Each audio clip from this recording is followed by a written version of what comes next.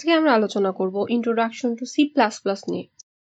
C plus প্লাসকে general purpose বলা হয় কারণ সি প্লাস প্লাস শুধুমাত্র স্পেসিফিক কোনো কাজের জন্য ব্যবহার করা হয় না, প্রায় সব ধরনের কাজের জন্য আমরা সি প্লাস প্লাস ইউজ করে থাকি। এটাকে ক্রস প্ল্যাটফর্ম বলা হয়, কেস সেন্সিটিভ বলা হয়, কারণ আমাদের এখানে সি প্লাস প্লাসে প্রোগ্রামিং যখন আমরা করব তখন এখানে আমাদের ক্যাপিটাল লেটার স্মল লেটার আমাদের ম্যাটার করে।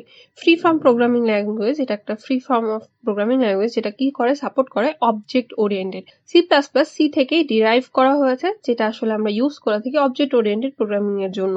সি প্লাস প্লাসকে মিড লেভেল ল্যাঙ্গুয়েজ বলা হয় কারণ হাই লেভেল এবং লো লেভেল মাঝামাঝি একটা ল্যাঙ্গুয়েজ এটা, কারণ এটা কি করতে পারে, বোথ হাই লেভেল এবং লো লেভেল ল্যাঙ্গুয়েজে ফিচার্স গুলাকে এনক্যাপসুলেট করতে পারে।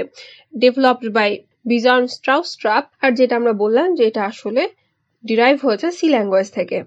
এটা প্রোগ্রামারদেরকে একটা হাই লেভেল অফ কন্ট্রোল দেয় মেমোরির ওপরে, মেমোরি ম্যানেজমেন্টের ওপরে, সিস্টেম রিসোর্সের ওপরে। আর সি প্লাস প্লাস এর জন্য একটা ইম্পর্টেন্ট কথাই হলো আমাদের সি প্লাস প্লাস হচ্ছে case sensitive. Features of C plus plus এর মধ্যে আমরা মেইনলি সবার আগে বলতে পারি যে এটা অবজেক্ট ওরিয়েন্টেড প্রোগ্রামিং, আর এটা কি প্ল্যাটফর্মটা ইন্ডিপেন্ডেন্ট।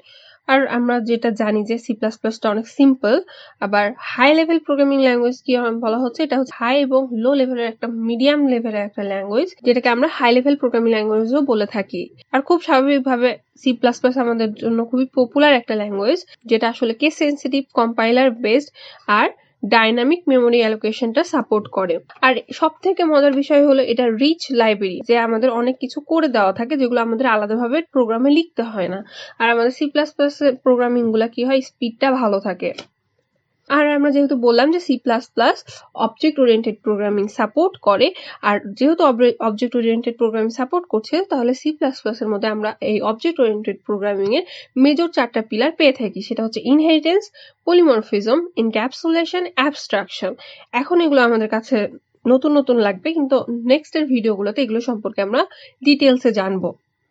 সি প্লাস প্লাস আমরা বিভিন্ন জায়গায় বিভিন্ন অ্যাপ্লিকেশনে আমরা ইউজ করে থাকি, যেমন আমাদের ওয়েব অ্যাপ্লিকেশনে আমরা ইউজ করে থাকি, অ্যানিমেশন, গেমস, এগুলোতেও আমরা হচ্ছে সি প্লাস প্লাসটা ইউজ করে থাকি।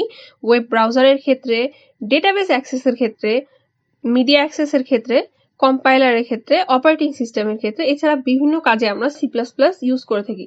আমরা যদি একটা সি প্লাস প্লাস প্রোগ্রাম করতে চাই তাহলে আমরা ঠিক এভাবে করব। প্রথমে আমরা লিখবো hash include IO stream using namespace STD, এইটুকু আমাদের লিখতেই হবে সি প্লাস প্লাস প্রোগ্রামিং এর ক্ষেত্রে। তারপর আমরা লিখবো হচ্ছে ইন্ট মেইন, এখানে আমাদের মেইন ফাংশনটা শুরু হচ্ছে। আর এখানে আমাদের কি করেছে, আমরা C out welcome to planet earth লিখেছি আমরা। তাহলে এই যে ডাবল কোটেশনের মাঝখানে আমরা যে মেসেজটা লিখলাম এই সি আউটে, এটাই আসলে আমাদের মেইনলি আমাদের প্রিন্ট হবে, এটাই আমরা আউটপুট হিসাবে দেখতে পাবো। তাহলে এই জিনিসগুলো আমরা কিভাবে ইউজ করছি, কখন কোনটা ইউজ করছি, কেন ইউজ করছি, এগুলো আমরা নেক্সটের ভিডিওতে জানবো। আমরা আজকে শুধুমাত্র আমরা সি প্লাস প্লাস এর বেসিক আলোচনা করলাম, নেক্সটের ভিডিওগুলোতে আমরা ডিটেলসে জানবো। So that's all for today's video. Thank you for watching this video.